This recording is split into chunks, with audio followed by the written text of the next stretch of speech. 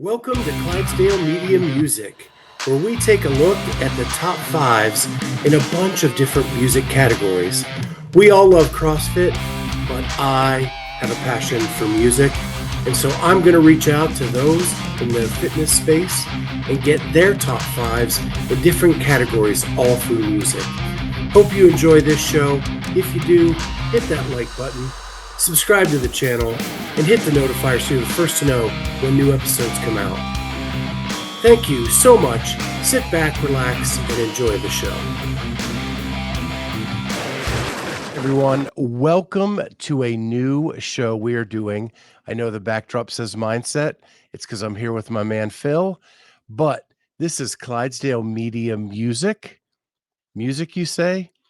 Well, Phil and I share a love for vinyl records, LPs, whatever generation you are and whatever you call them. And so we are going to do a show, and we're going to continue this on. We're going to do top fives, and I'm going to have different guests on from all over the CrossFit space, but top five LPs of all time with Phil. Yeah. So You, we were starting to have a discussion right before we went live here.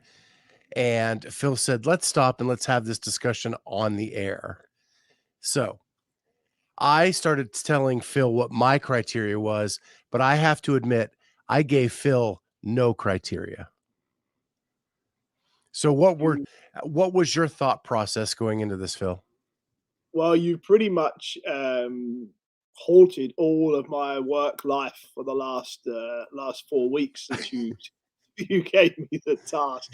I have I've been in North Carolina for the Willward adaptive games, and pretty much the 2 8-hour plane journeys each way was was filled with. So how do you? What does he mean? Does he his greatest hits allowed? Was my first question, because finding your 5 best albums is really tough, because it's not your 5 favorite songs, right? So actually potentially my 5 best albums, they don't contain my 5 favorite songs, because usually if there's a great song on an album, the rest of the album is a bit wishy-washy. So I had to really try to interpret what you were asking of me by my 5 favorite albums. So I went with, okay, what albums are there where you actually have every song you want to push repeat and you want to listen to it again, and you're caught in that dilemma between, do I listen to that one I just listened to, or do I play the next one, which is another great song? So your lack of information around the criteria for 5 greatest albums was really, really tough. It just left it so open. So my personal criteria was no greatest hits, and the only rule I gave myself is, and what's beautiful about records and vinyls is you put the needle down and you don't have to pick it up. So, It just plays through, and you don't have to, you know, what's great about albums is you can't hit skip, you can't hit fast forward, you can't hit rewind. So you get the whole picture that the artist wanted for that album. And so that's kind of the way I looked at it. yeah, and you can't you can't make a playlist. You need to, if the album's not good, then it might be, you don't put a record on just to listen to one song. You put a record on to listen to the record. So it makes the importance of the album becomes everything, which is why, as an LP or a vinyl fan like yourself, I think that was what motivated your task to me. It is. So do we want to get started? We'll count these down 5 to 1. But before we get into that, I have 2 honorable mentions that almost made the list. And what I found unique about these two are they have a very similar story. And that's why I wanted to just kind of point them out. And so my first one is, and people are going to think, man, this dude's a cheese ball. But this is one of my favorite albums of all time. I searched high and low for it, finally found it. And this is, again, just an honorable mention, but it is, I don't know if you can see that. Light. Survivor Vital Signs. So what's cool about this album is this is not from they actually changed lead singers partway through the band's life. And this is the first album with the new lead singer. So the guy who sang Eye of the Tiger is not the singer on this album. Right. Okay. So their biggest hit, Eye of the Tiger, is not on this album. Okay. And this I find is a better album than anything the original lead singer did. Right. I've And never. I can put it on cover to cover and listen to the whole thing. And it is amazing. And it's from, I think, like 1985, Yeah. Okay. but very hard to find because it doesn't have the popularity of some of the other albums I'm going to show. And then my other honorable mention, and this one came really close to making the top 5, but also another album where this is not the original lead singer. Okay. 1 year after the death of the original lead singer, they put out this album. Okay. Yeah. Yeah. AC/DC Back in Black. Yeah.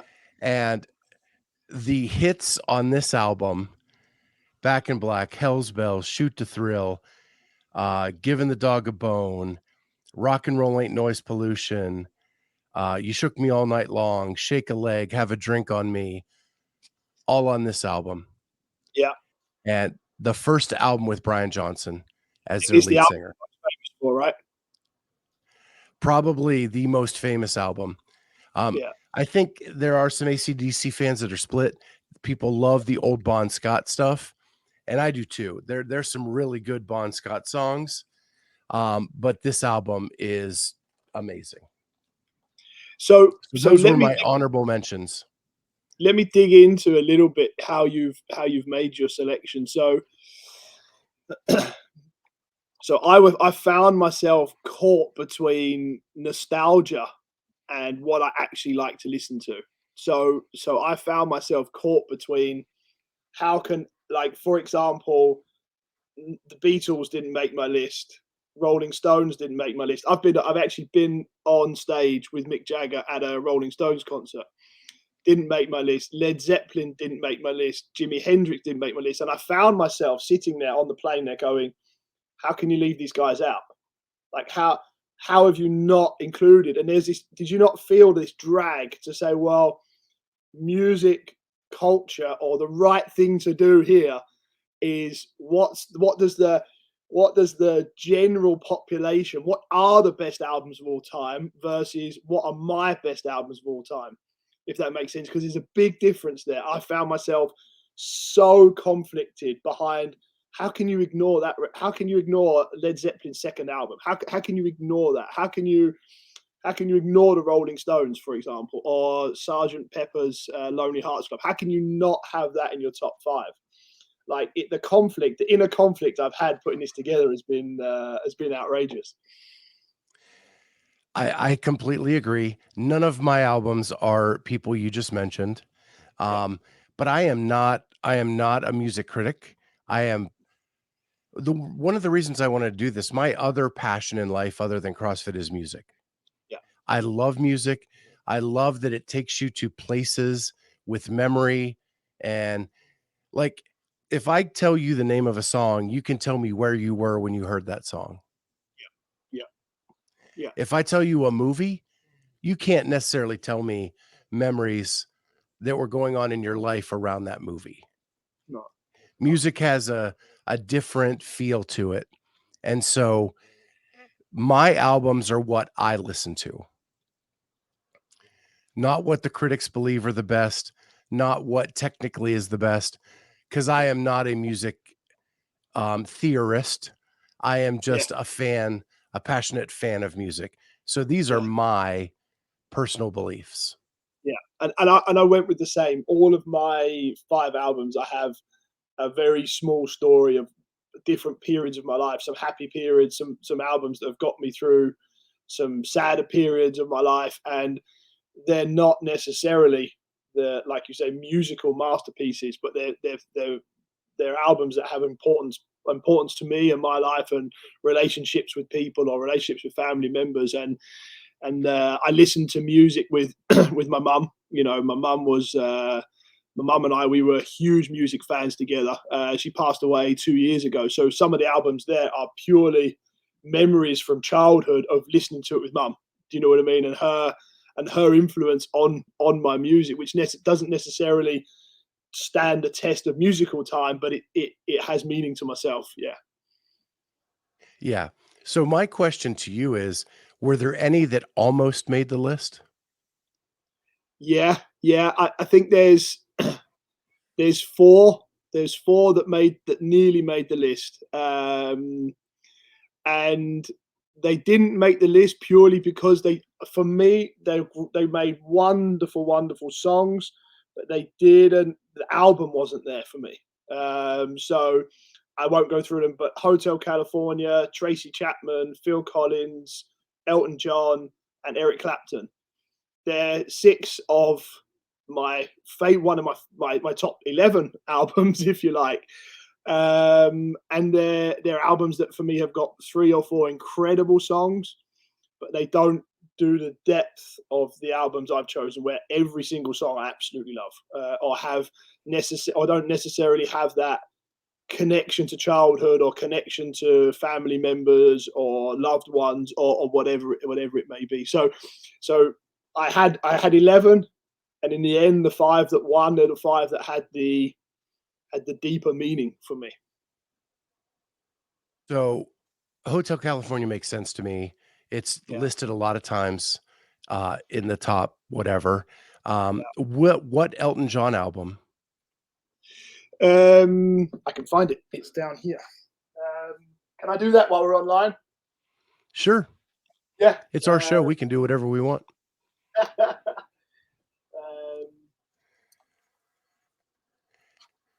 And my guess on the Phil Collins is No Jacket Required.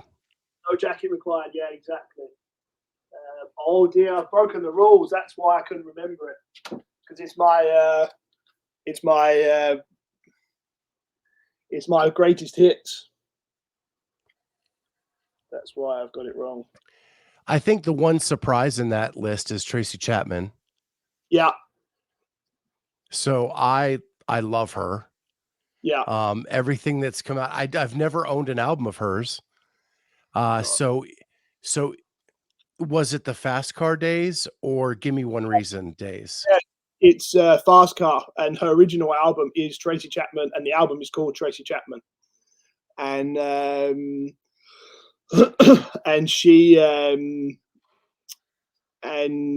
it's that album, and it sounds very strange, but I trained to it, which is Oh, a wow. very yeah, it's a very strange thing, but I've come a lot from the endurance world, and a lot in the endurance world is actually, if you go, music can stimulate you to go very high, very quickly. So if you've got a 3-minute Fran type WOD, you need something that's going to go big. But if you're going to sit and hold zone 3 for 4 hours continually, you actually need music that calms your heart rate and keeps you in the zone and keeps you fresh. And Phil Collins, Tracy Chapman, that type of music it keeps me low while I'm training. So actually, I've trained incredible amounts to the Tracy Chapman album.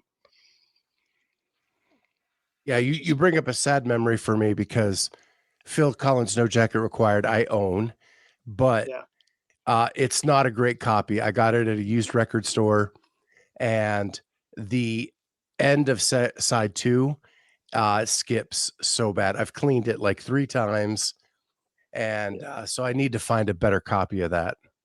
Yeah, it's an incredible album. It really is. It's the album that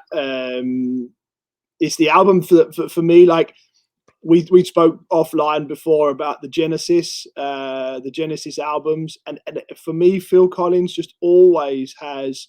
I know Dancing into the Light was supposed to be his signature album, and it never really took off, and it maybe probably had 1 or 2 good songs there. And Phil Collins and Genesis seem to just be. It's if you Google Phil Collins, you don't know if you're Googling Genesis or you're Googling Phil Collins or what songs from what album, and it's all he's a little bit for me like Elton John. Like, he's a wonderful greatest hits artist. You know, he maybe has 10 or 15 of the best songs of all time. But for me, Phil Collins never made one album where every single song was just like bang. You hit that. You hit that perfectly. Clapton for me was a little bit the same, which is probably Yeah, why I ended up. I agree on the Clapton. I've been disappointed buying a few Clapton albums where there's like 2 or 3 songs I love, and the rest of the album is just okay. Yeah, that's it. That's it. If you don't agree on Phil Collins, I can see there. I mean, I can see that. Um, I'm a big fan of I I was never a huge Genesis fan. When I started collecting albums, I started picking up some old Genesis, and now I Yeah, have, I think, almost every Genesis album on vinyl. great. And I can actually listen to those cover to cover. It's You're right, it's probably not the best through and through, but it's definitely listenable um Yeah, cover to cover. So yeah, I mean I see what you're saying. yeah. Do we? So yeah, so I think that it was like if we go really off, if we're going really off piste, I don't know if you've ever heard it, John Coltrane, "The Love Supreme," which is a jazz blues piece. It's like a 30-minute masterpiece of music, which if you're really in the right mood, is one of the most sold albums of all time. And I have that down in the collection, and there's just was no connection to it for me. There was no reason for bringing it into the top five. So how do we do this? Is it top five in order, or have you got yours ranked 1 to 5, or is it just the top five? Or I have mine ranked 5 to 1 right here laying. that's a big show. So let's start with 5, and I'll let you go first. You're the guest. Oh dear. Okay. Fifth for me is Fleetwood Mac, Rumors. Um, incredible album. Incredible album. The Chain is my favorite song. And so I'm lucky here in that my look at the haircuts, by the way. But my favorite song is on their album, and they're all great songs. And I would have said that even if we hadn't had the sad news in the last couple of weeks. So yeah, number 5 for me is Fleetwood Mac, Rumors.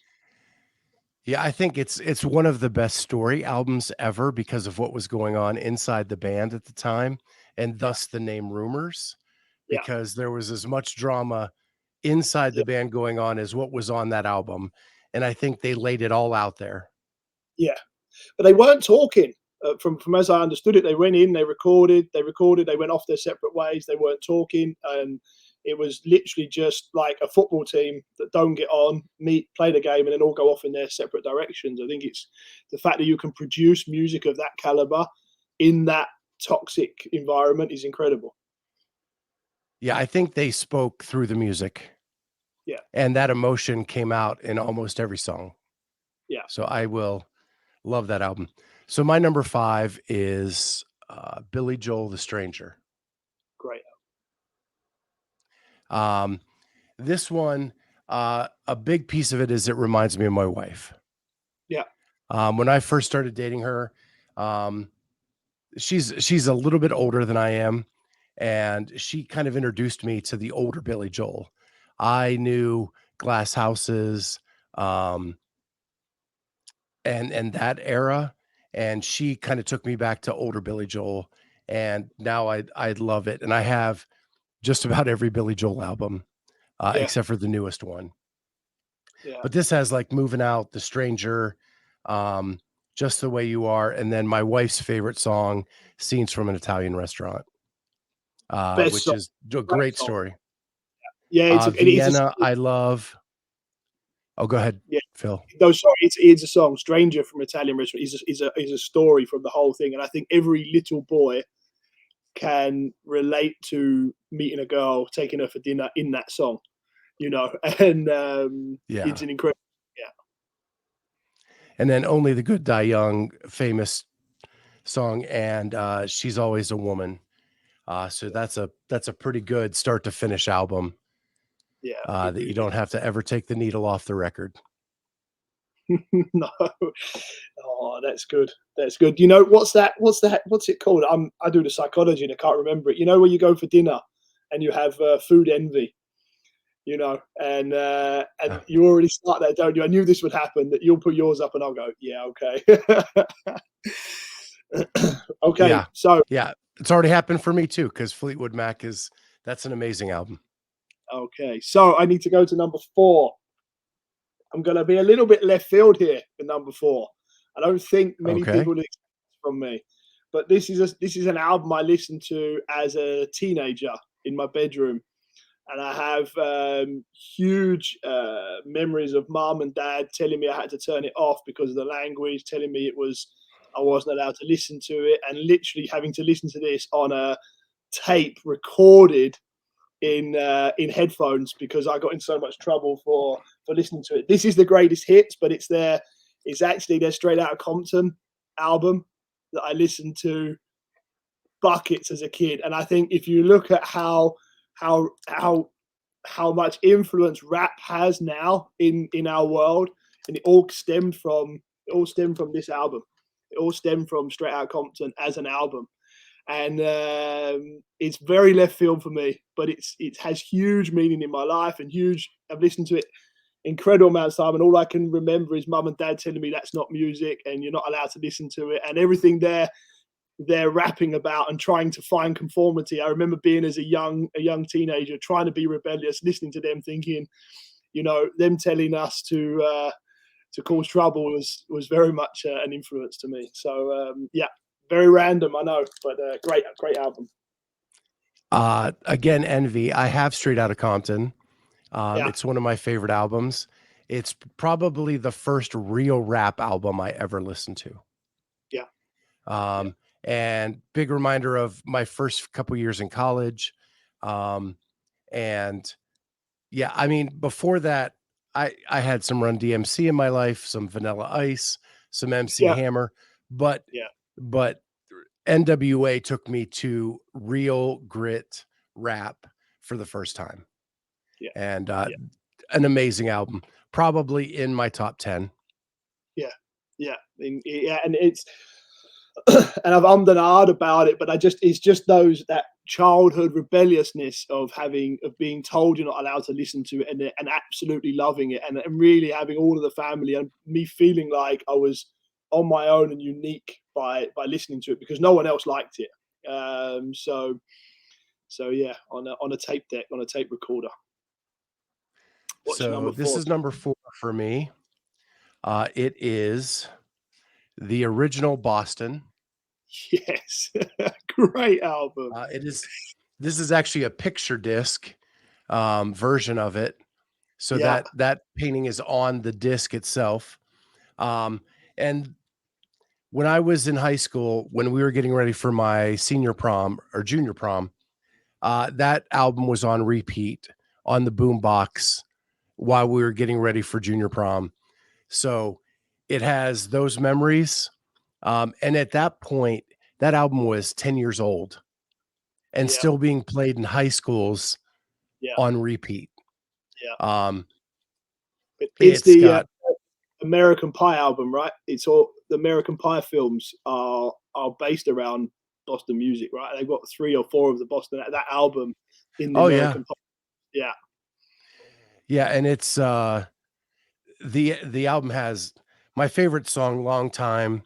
It's got Rock and Roll Band. It's very autobiographical for the band as well. It's a lot of the stuff they were going through trying to make it as a band in Boston. Um, and just a couple weeks ago, one of the guys I listened to on YouTube, Rick Beato, uncovered their demo tape. Someone had found it in a trash can and they played it live. And A lot of people don't know this, but Boston recorded most of this album in Tom's basement, with the vocals being done in a studio. Right. Okay. And so the demo is not that far off. There were some tweaks and changes to what the actual album turned out to be. And I think one song was cut and a new song was put in, but just an amazing, amazing experience getting to listen to that a couple weeks ago. That's incredible. So That's incredible. There's actually some really good. Uh, I love the usual. There's the Howard Stern show where he digs in a little bit to how they wrote the songs and how they got people to how they ended up there and how they wrote the numbers, and they do a great interview with the Black Crows, and it's an incredible story about how they wrote some of their songs. And yeah, I won't go into that now, but it's interesting, isn't it, yeah, to hear what's on them and their original works. Right then, I need to do my number three. Is again from childhood, very much related to my mum. She went to see him live, and my mum got to the front of the stage, and as he ran past, he rubbed her hair, and I remember being, I don't know, I remember being 7 or 8 years old and waking up the next morning and asking mum how the concert was, and her. I remember, you see your mum and dad as the sort of, I don't know, Superman and Superwoman, and they don't have feelings and they're strong and they're sort of powerful. And mum was like, I'm never washing my hair again.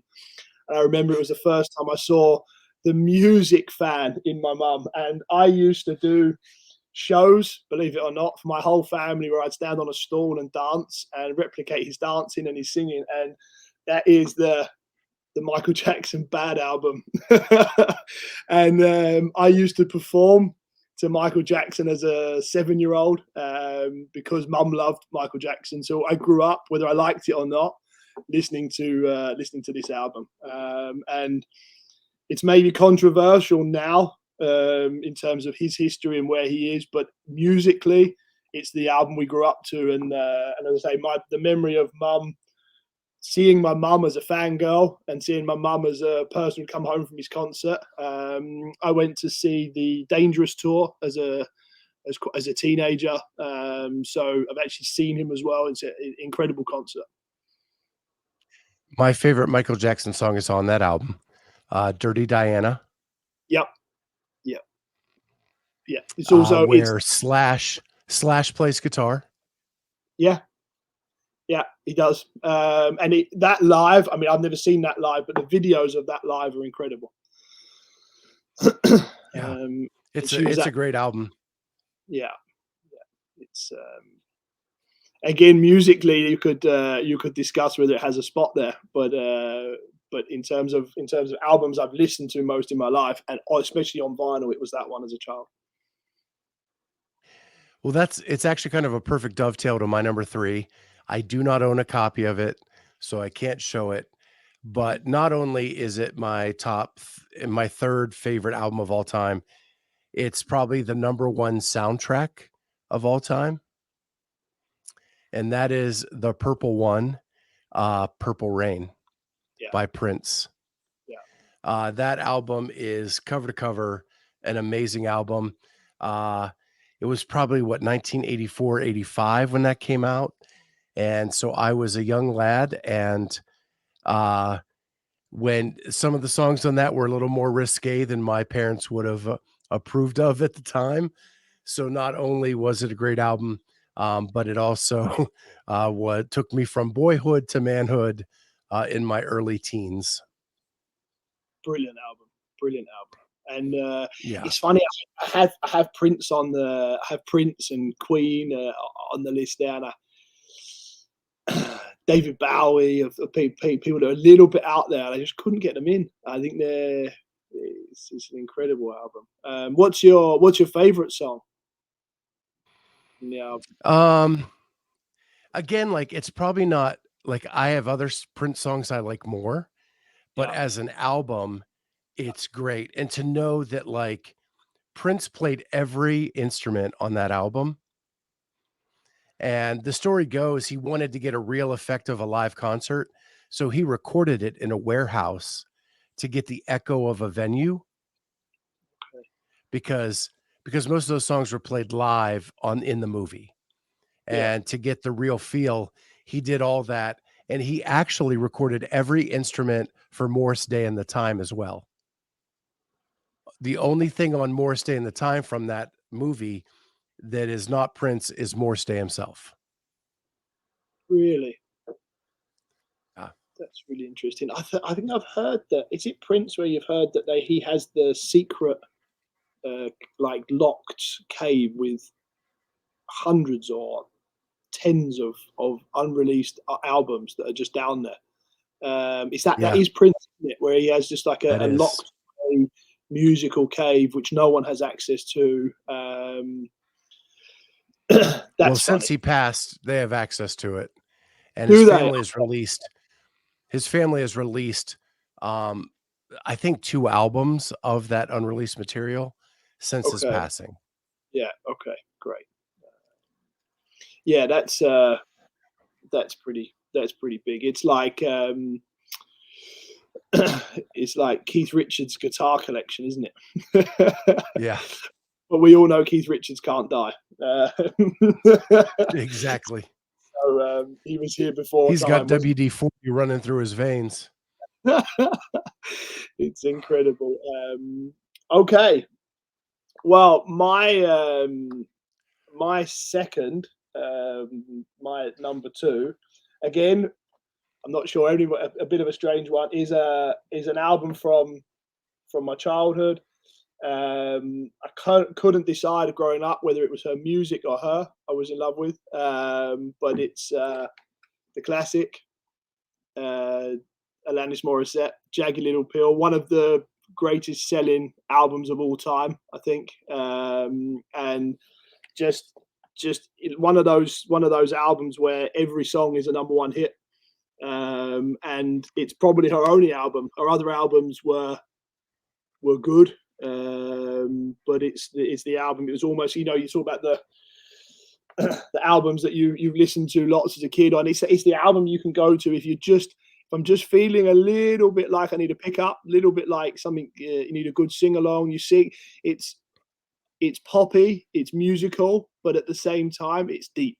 It has meaning. Every song has a meaning. You can relate to every song, the irony or the real lifeness of relationships or whatever it is, whatever your trauma, whether it's death or whatever, there's a song in there for you, but at the same time it's sing along. And I think the way she does that is it's an incredible album. So that came out when I was in college. Um, to tell you how good of an album that was, I had 3 copies stolen. Yeah. There you go. Yeah. Yeah. Yeah. I mean, and probably not a more angry album out there No, no. because she put it all on that album. But sing along, right? Oh, yeah, But and but sing, poppy.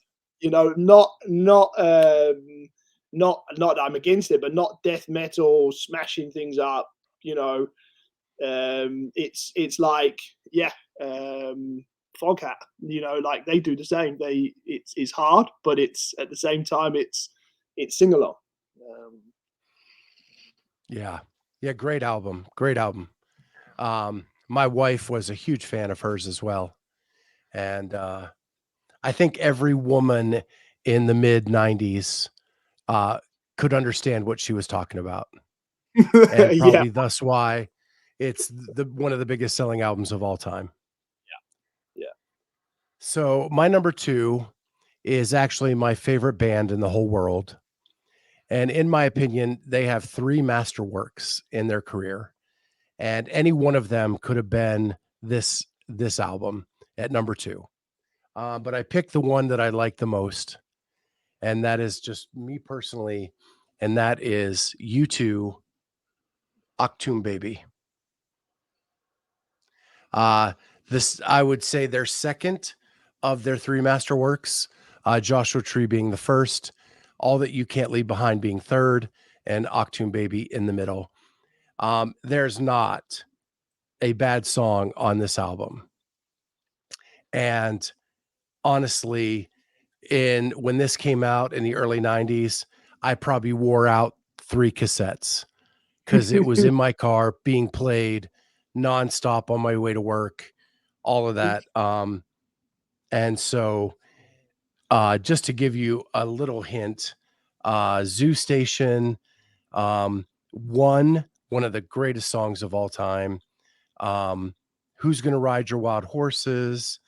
Even Better Than the Real Thing, The Fly, Mysterious Ways, and probably the most underrated song they've ever done, Ultraviolet, Who's Gonna Light Your Way? I love that song. It's amazing. And there's even more, but it's written in cursive and I don't have my glasses. So Yeah. Okay. And is it musical? Is there a story behind it? Is it just that's the album for you, or um is more behind it? I I I think it's just the album for me. I saw that tour. That was the Zoo TV tour, one of the most ingenious tours ever done. They had cars on cranes that were the spotlights. The headlights of the cars were the headlights. It was this big, over the top pop kind of thing that they were making a statement about. Um, and Bono was in perfect voice during that album and during that tour. Yeah. I've seen them in concert 4 times. Uh, and I'm lucky that I caught him at good moments in his career because he was a smoker for a while, quit smoking, and then his voice got better Yeah. after he quit. Um, and so, and what I love about you two is it's not necessarily about the perfect notes. It's about the feeling and the emotion of every song. And uh, when I first heard this album, you have to remember they're coming off of Joshua Tree and Rattle and Hum, which were very folky Yeah. and very like a lot of acoustic guitar. And then this thing comes at you, which was a European kind of techno vibe. And I was blown away. Yeah. Like the first listen, I was just blown away. And that's probably something similar with this album and my number one. The first time I heard it, my jaw was on the floor. Yeah. It was Yeah. so different than what they did before, and I loved it just as much. Yeah. Yeah. They made it work. Yeah.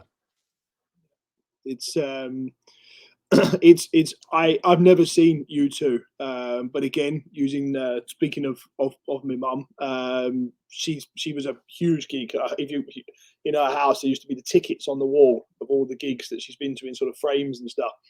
And she would often say, I think I don't remember how often they saw you two, but she would say the same. She always came home and either loved it or was sort of really under enamored, really sort of it's not always that she came home and said that it was a great concert. I do remember that. I remember him being quite political at one particular concert, and between every song, he was pushing the political messages and I think to a certain point, people want to go and listen to the music.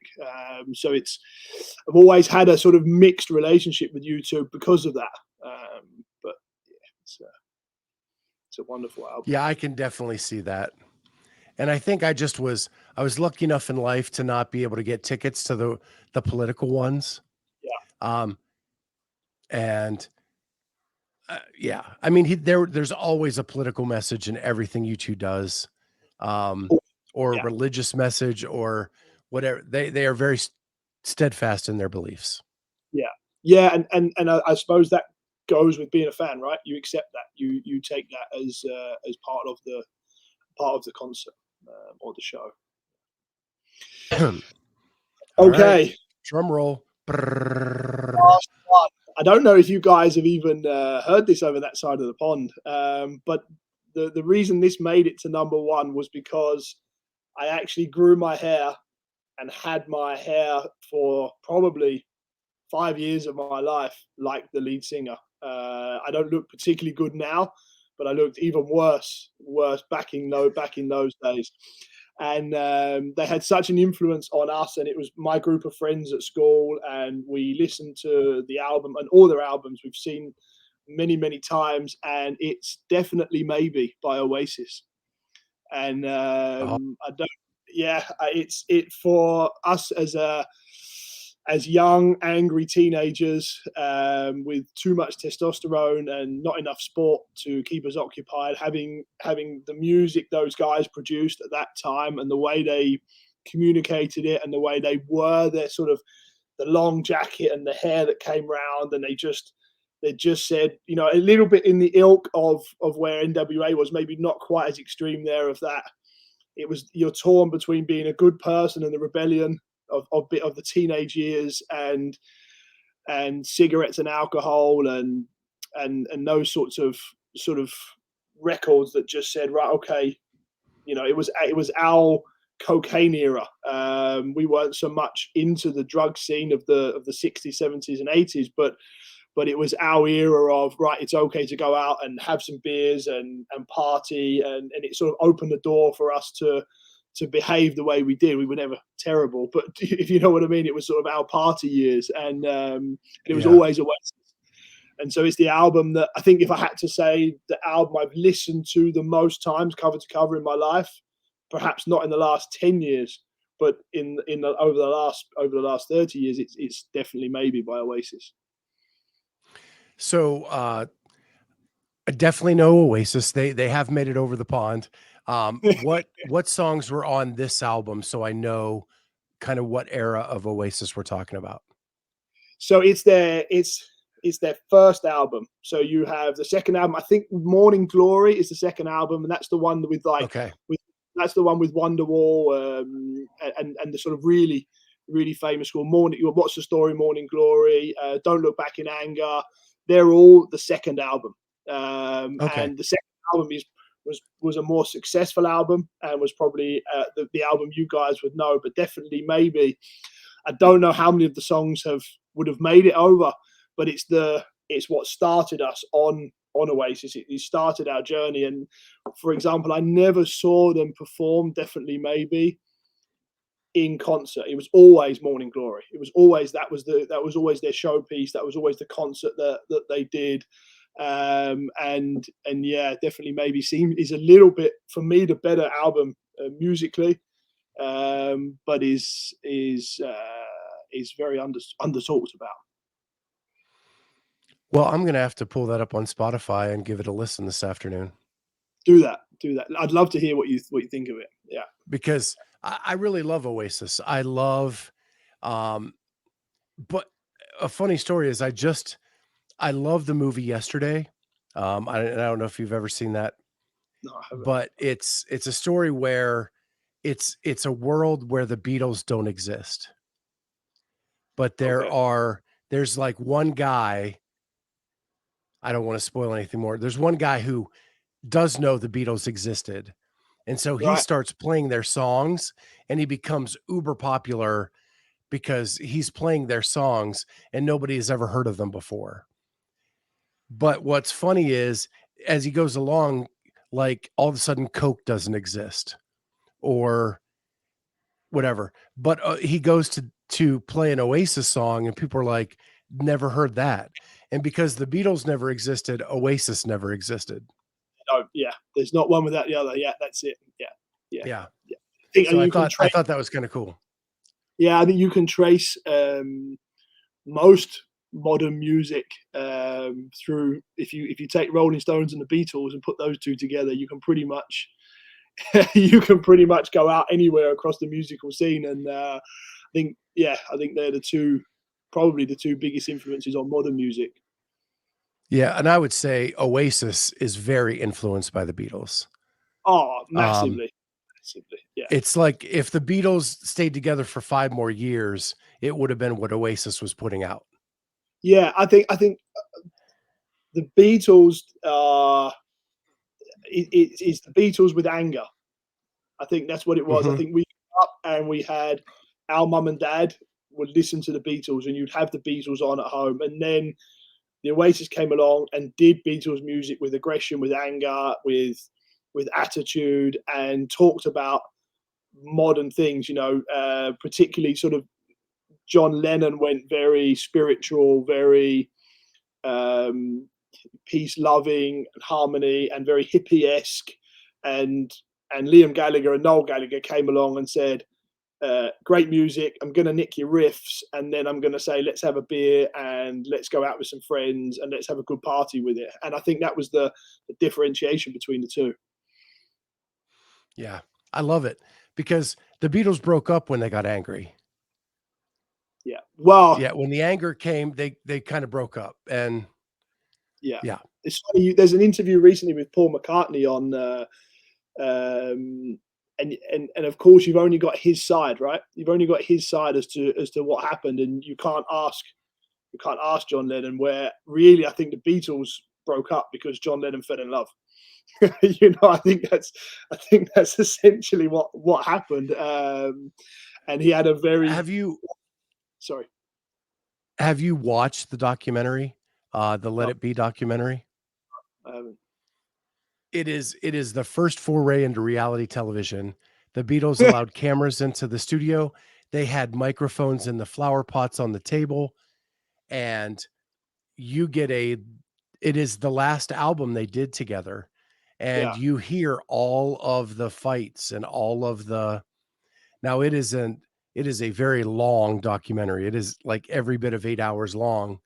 But definitely well worth the sit down yeah. to kind of see where they all were.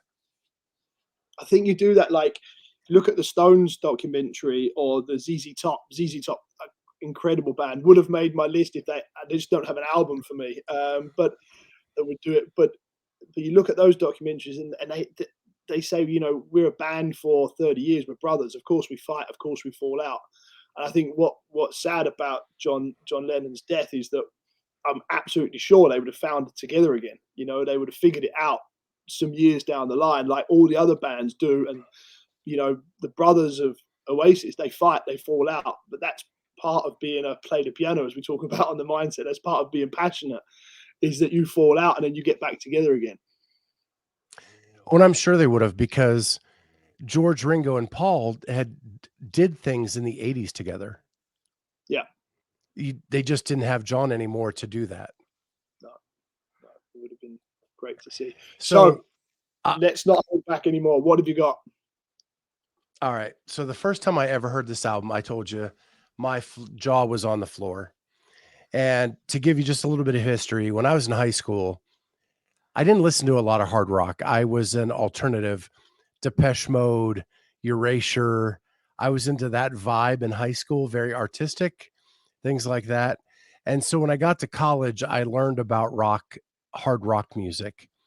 And I am a huge fan of melodic hard rock,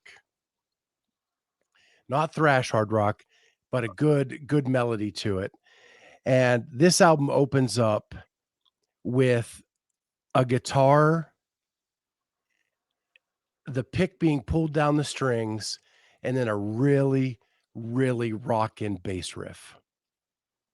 And if you followed my show for any time at all, the man is sitting right there, has been there for every episode, and it is Van Halen.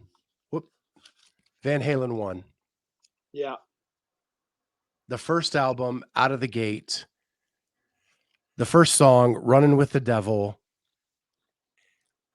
I had never heard anything like that before in my life. And it turned me on to Van Halen, and I became an immense Van Halen fan. They are my second favorite band in the world. Um, and I like both iterations. I think it's almost two bands. But the first one out of the gate with Running with the Devil, you really got me. Ain't Talking About Love, Jamie's Crying, Feel Your Love Tonight, The Ice Cream Man. It goes all over the map for sounds. And when you go from Running with the Devil in that intense bass riff to Ice Cream Man about a guy who's delivering his ice cream pops around town, it is from one extreme to the other. but all enjoyable and all very listenable. And yeah, it changed my life. It really truly did. The first time I heard Van Halen, it got me into that melodic hard rock. Yeah, yeah. It's pulling it off, isn't it? It's being able to. If you look at, I think every album that we've had and we've talked about today, it, it spans different types of music, doesn't it? It spans different types of messages, and he pulls it off very, very well. Yeah, probably my favorite part of the album is that, and what Van Halen doesn't get credit for is the harmonies. Um, their bass player, Mike Anthony, puts in harmonies into music that makes it just different. It sounds different, it sings different. Um, and so, yep, that's my number one. Van Halen, what an album! What an album! It's funny. I've got a I've got a list up here on the left, and this is out of, like, I don't know what I said to you, that conflict I had of people that I have to try and mention during the show because I don't want anybody to be offended by my five, if that makes sense. So it's like, and Van Halen's on the list there, which is incredible. Yeah, yeah, Well, the fun part of this was our top yeah, 5. This was mine, yeah. this was Phil's. We would love to see in the comments section what your top 5 albums of all time were, because this could span, just depending on your taste, the spectrum of whatever those are. And my musical taste goes pretty far from one extreme to the other, and that was my mix. But I'm excited. I'm super excited to see what your top 5s are out there, um, Tell us, in the why we're comment wrong. section. Tell us why Yeah, we're tell wrong. us why we're wrong. Tell us why we've got it Yeah. completely up and down. We'd love to hear that. There's one album I have to mention before we go, and it's and I couldn't find. You had the honorable mentions. I actually had 6, and if I'm being completely honest with you, I had 6 before I started the show, and I decided I was going to play the piano. I'm going to feel my top 5. I couldn't decide, and the one I didn't include in the top 5 was Films About Ghosts by Counting Crows, which I think is it's an album which I only found inside the last 5 years or so, and it's Friend of the Devil is one of, if not my favorite song. Second time I've said that on this show, but it's it's an incredible album, and so that's a notable mention in that it didn't make the final 5. It was in the top 6 for the show, but didn't make it. I love Counting Crows. I didn't realize I loved them till I saw them in concert. Yeah, yeah, yeah. They did a double billing with Live, and I was a huge Live fan. Yeah. And so my wife and I got really good tickets to go see Live. Live opened up the show. Counting Crows came on. We're like, well, if they're good, we'll stay. Yeah, Yeah, we stayed. yeah, you would have done. Yeah, they're incredible. They're incredible, and it's just that it's complex lyrics. It's strange with meaning. It's so, as everybody knows, my background is psychology. I follow, and when you listen to the depths of their songs, they come across very poppy, very, very high and poppy, but actually they have the depth of, they have a real depth to them, which is not often, often understood. So yeah, love the Counting It Crows. brings up a good point for me because, um, to me, the Counting Crows, the more you listen, the better they get. Absolutely, absolutely. Yeah, Yeah, and there are just a handful of bands that are that way, that the more you listen to the music, the more you understand it, and the more yeah, it speaks to you, and the Counting Crows are just kind of that way. yeah. I think initially you think it's poppy, and you think